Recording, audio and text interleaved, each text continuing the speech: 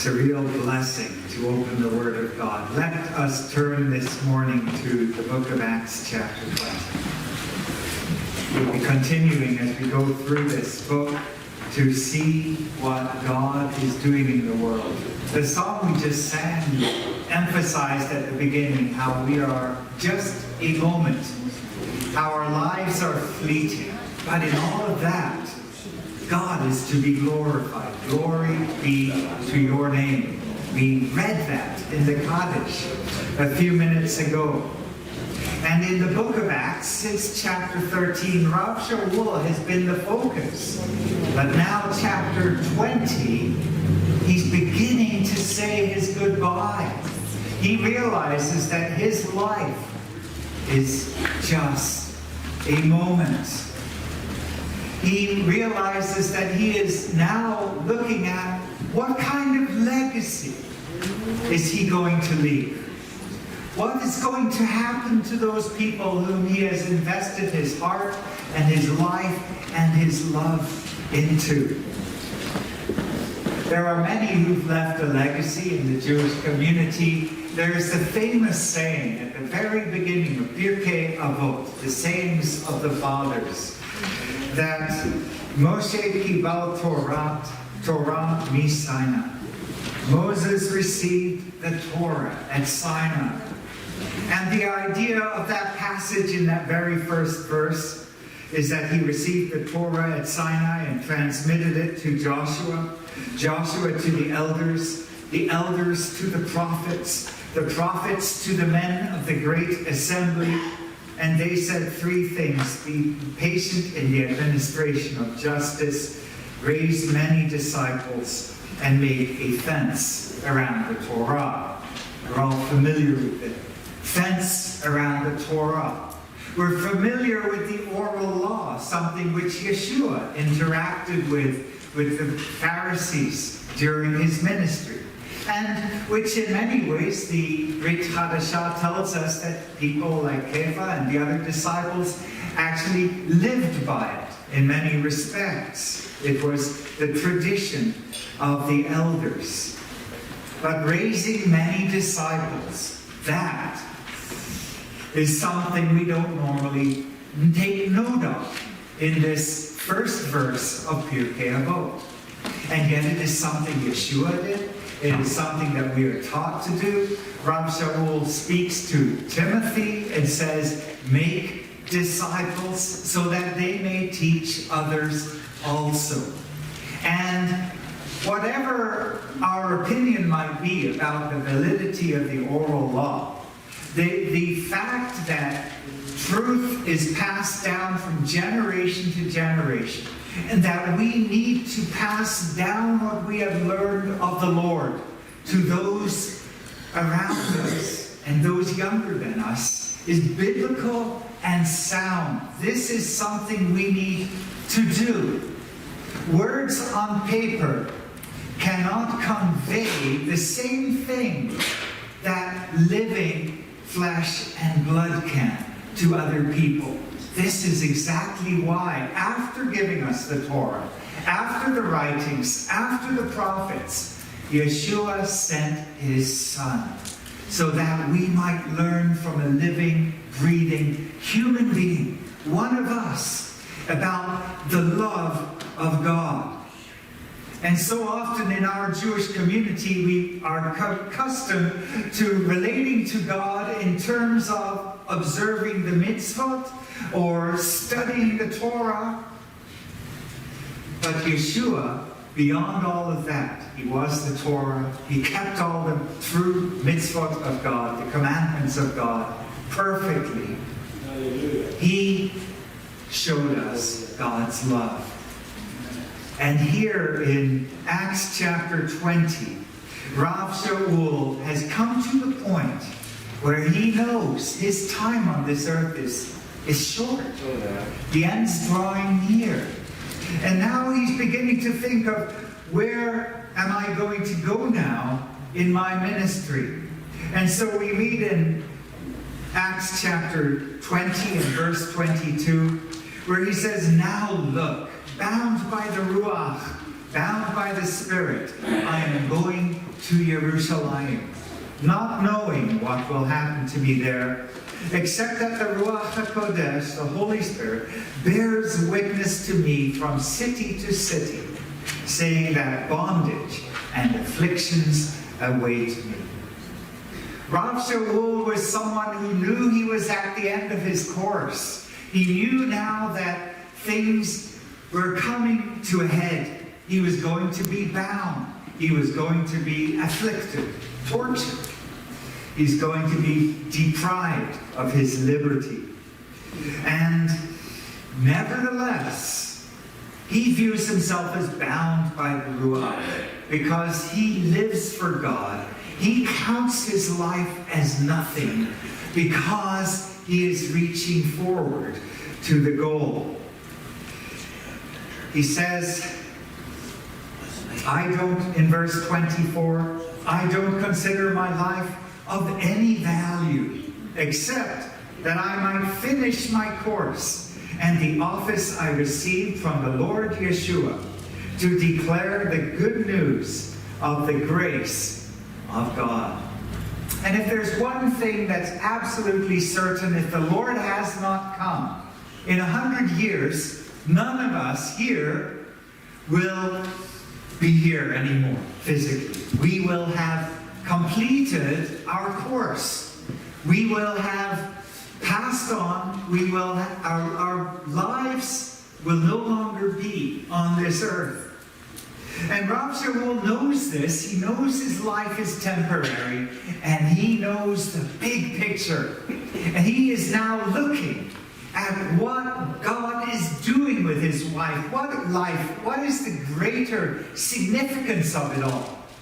And so he says elsewhere, and this is where we can see his thinking, the same thing, this theme of keeping to the course that God has given us. He says, I have fought the good fight.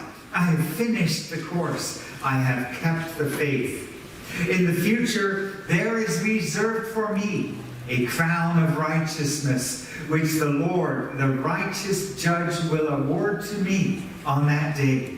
And not to me only, but also to everyone who has longed for his appearing. He says elsewhere, don't you know that in a stadium the runners all run, but one receives the prize? Run in such a way that you may win. Every competitor exercises self-control in all respects. They do it to receive perishable crown, but we do it to receive an imperishable one. Then in the book of Hebrews, quite possibly written by Rav Shaul himself, let us also get rid of every weight and entangling sin. Let us run with endurance the race set before us, focusing on Yeshua, the initiator and perfecter of faith.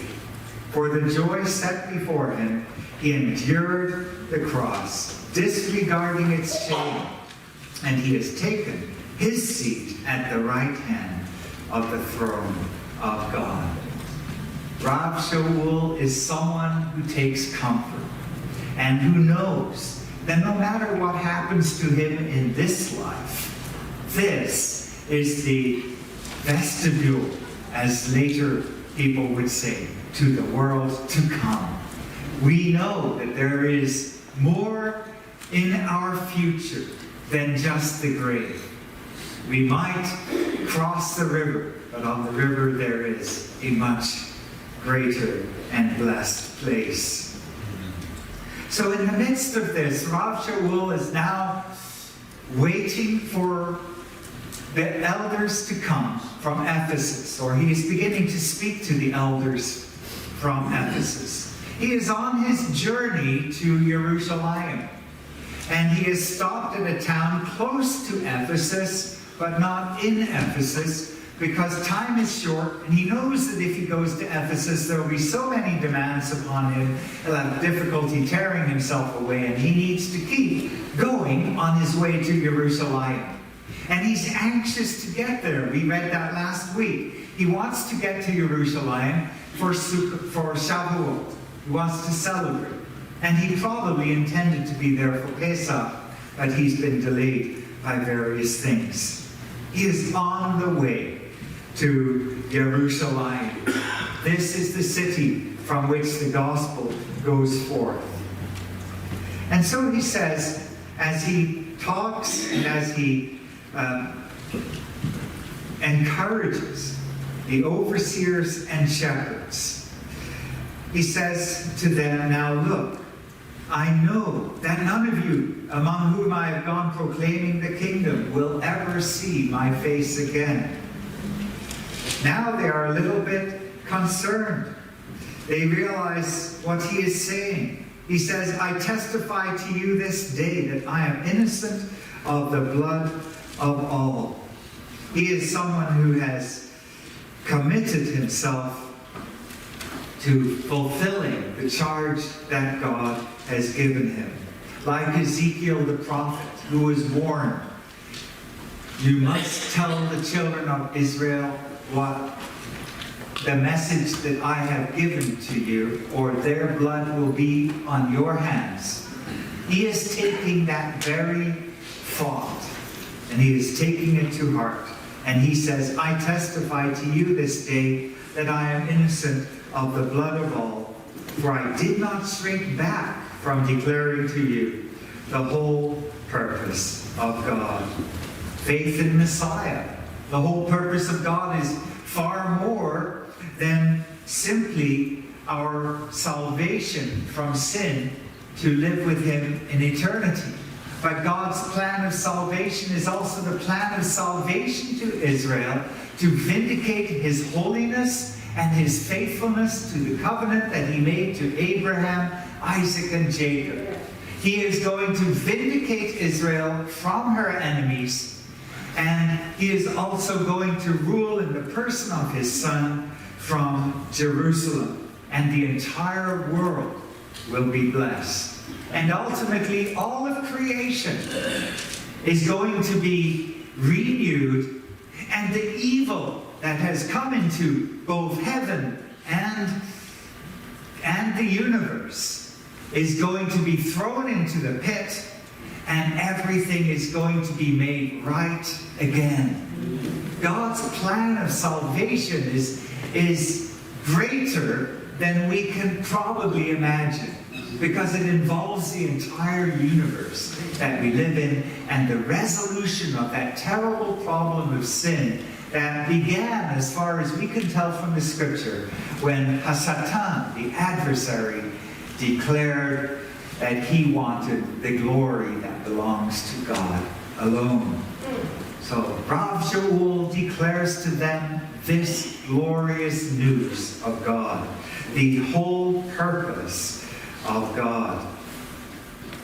And so Rav Shaul is leaving a legacy of service. The key word here is his service for the Lord. The key word in the next verses is the shepherds, the overseers that he is addressing. Because in verses 28 to 31, he has special words for those who are leading the congregation.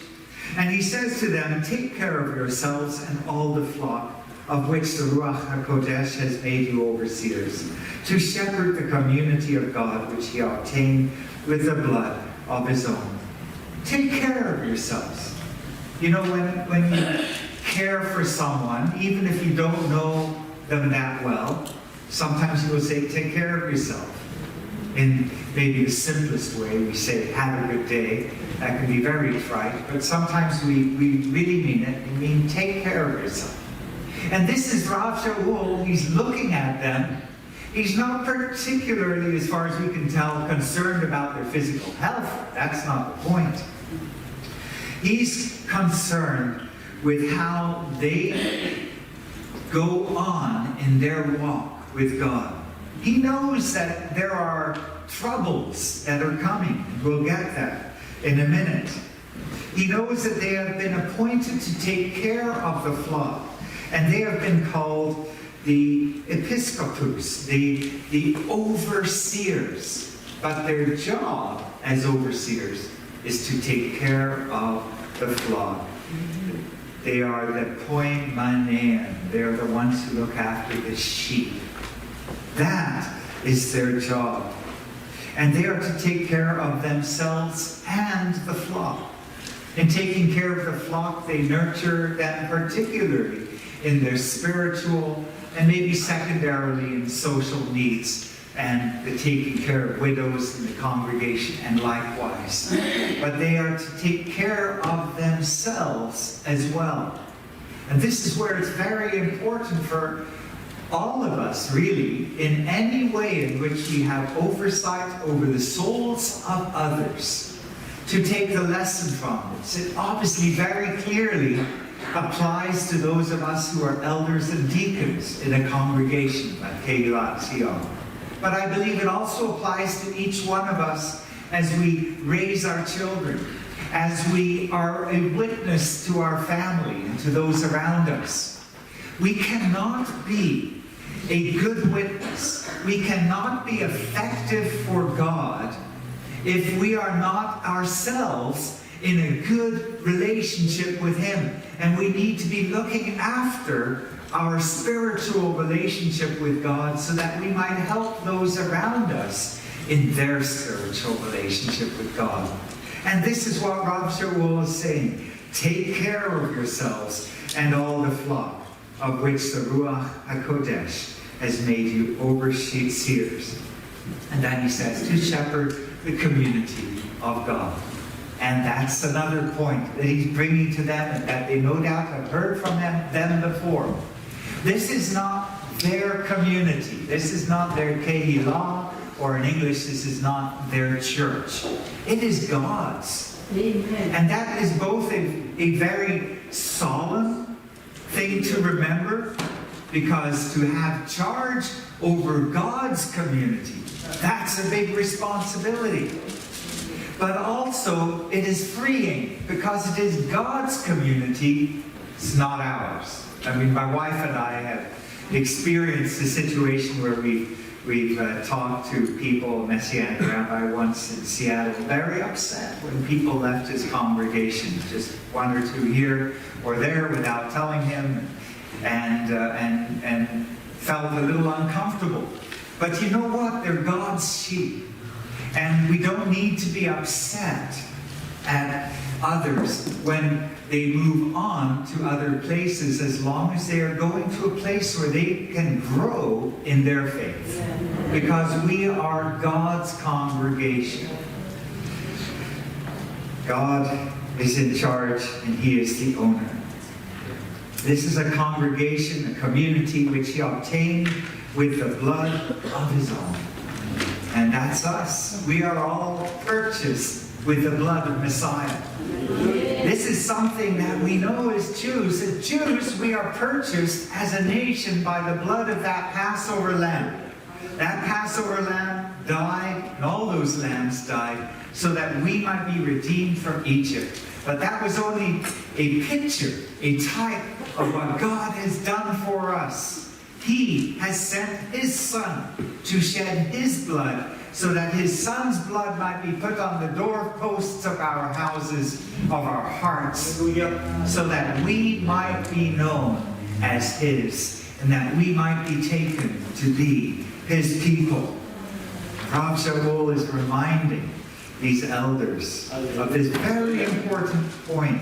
This is God's community. And for us too. Wow, we are God's community. We're not perfect. Sometimes things are said around the table.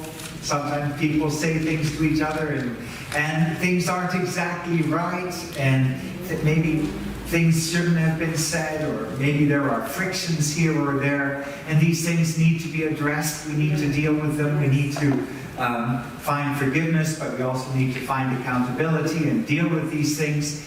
But we are God's community, and God is working in our midst, and He loves us all, and He owns us all. Oh, it's a tremendous blessing to know we are the community of God, which He obtained with the blood of His own Son. Rav Shaul is a shepherd himself, and now he shows his concern too. He says, I know that, verse 29, I know that after my departure, savage wolves will come in among you, not sparing the flock. Even from among yourselves will arise men speaking perversions to draw the disciples away after themselves. Therefore be alert, remembering that night and day for 3 years I did not stop warning you with tears. And here's someone who really loves the congregation at Ephesus. He has warned them night and day with tears. He knows that there are people both outside the congregation who would like to come in and stir up trouble, and there are some within the congregation, no doubt people whom he loves, but who have the potential to cause trouble within the congregation. And he's in no illusion as to what could happen. Savage wolves will come in among you, not sparing the flock. I've had chickens, and I've had the experience of animals breaking into the chicken coop and losing chickens. Now I have a chicken coop with a door on it.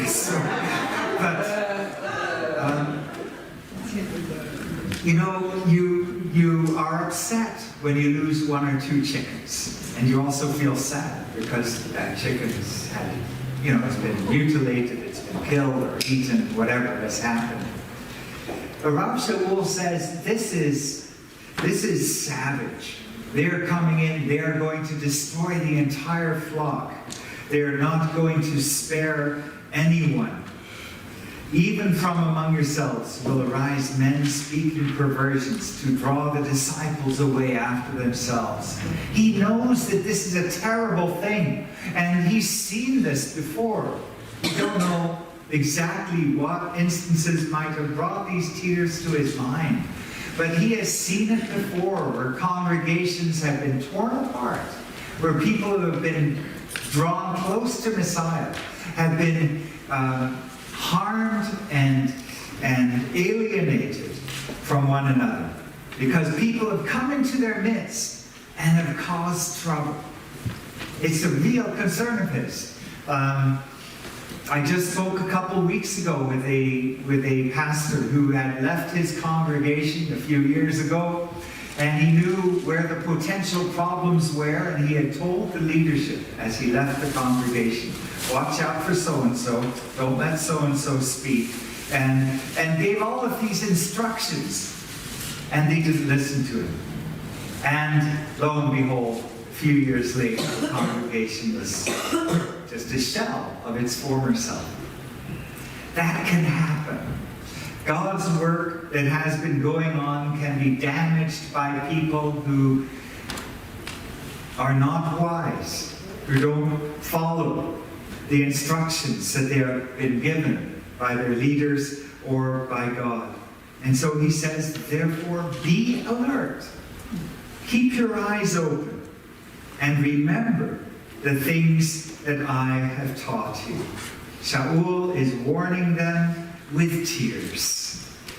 The wolves from within and from without are there and are to be watched out for. And it's something that we should be in prayer about for our Keilah as well. And for most congregations in our city and in this world, there is always the danger that some will come in and cause trouble. But let's go to the last part of this section of verses that we're looking at, because we're going to go to the end of the chapter. So in the first section, we've seen Shaul's service. The second section, we've seen Shaul's charge for the shepherds, the second S. And the third section we see in verses 32 to 38 is Rav Shaul's focusing on his inheritance, not silver. Not silver. So it's a negative, but it's an S anyway. Rav Shaul, knowing the transitory nature of our lives are just for a moment, knowing that there is an eternal future and that he is going to be with the Lord. He is not concerned with accumulating treasure on this earth. And so he encourages the leadership of Ephesus to think the same way. And this is recorded for us to read as well, so that we might be encouraged. I commit to you to God and the word of his grace, which is strong to build you up and to give you the inheritance among all who have been made holy.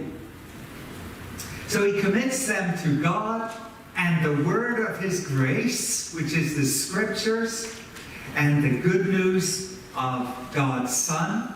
He commits them to God in this way. And he says, this is strong to build you up. Hold to God's word.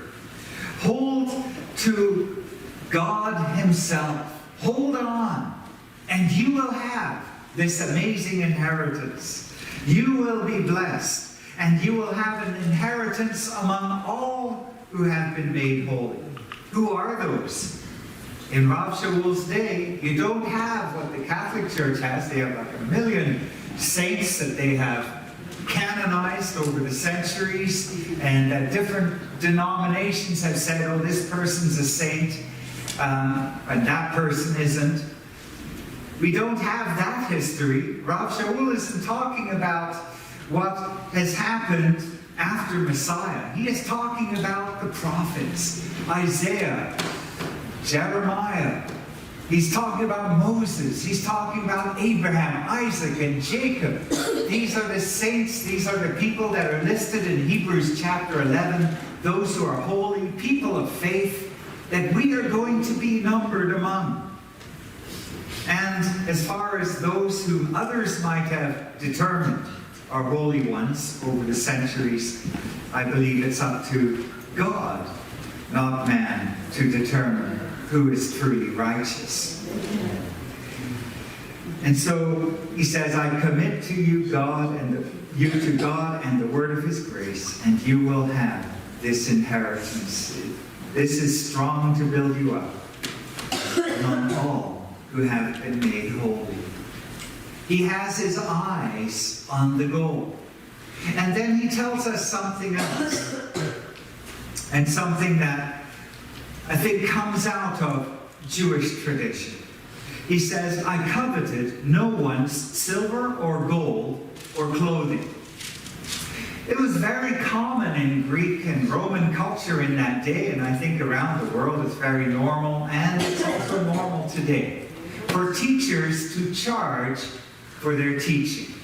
And there's a reason for it. You know, how else are they going to make a living? But Rav Shaul was following the model of many rabbis and teachers in the Jewish community, because many, not all, would charge nothing for their services. And that meant that no matter how rich or poor you were, you could go and sit at the feet of some of the great teachers of Israel with absolutely no charge. And for some of them, like, say, Yehuda Hanassi, one of the writers of the Mishnah, he was so wealthy, it wouldn't have helped him if you had given him money. It's kind of like this guy running for U.S. president right now, Mike Bloomberg. He has $60 billion. So if he blows $500 million on advertising, trying to get himself into the presidency, it's not going to hurt him. So Yehuda Hanassi didn't have to worry. But the other one that you might know much better is Rabbi Hillel. Now, Rabbi Hillel grew up in Babylon for 40 years. He's called Hillel the Babylonian, Hababli. Rabbi Hillel was very poor, according to the historical record. And he used to chop wood for a living. And then he would take what he needed to support his family, but a big chunk, some say half, of his daily wages would go to pay for what was actually a fairly nominal charge, but for him it was a big charge because he was so poor. A charge at the door so he could go into the Beit Midrash and learn from the rabbis. And Rabbi Hillel, apparently according to one story, was so anxious to learn the Torah that one day when he didn't have the money and wasn't allowed in, he went on top of the roof where there was a skylight, and he sat there at the skylight with his ear pointing down so he could at least hear what was going on outside. And as the story goes on, it got cold, started to snow, and it was Erev Shabbat, and the people downstairs were studying until daybreak. But when daybreak came, they noticed that there was a silhouette up at the skylight. They rushed up there, and they found Hillel practically frozen to death. They brought him down, and then declared, that he was one of their greatest scholars and one of their greatest students. We don't want anyone to have to be in that position in our community. We don't want people to be barred from the Word of God. We don't want to do, as has been done in some places, to charge for seats so that people can hear the good news. The good news has to be free. It has to be available to all those who are open to hearing it. Rav Shaul coveted no one's silver and gold or clothing, and he said, "You yourselves know that these hands of mine have provided for my own needs, as well as for those with me." Rabbi Hillel, of course, grew famous, and he didn't need financial help after a while, but Rav Shaul, he was well known by this time, but he was still willing to work with his hands so that he should be no burden to anybody else. He was different than the teachers of his day.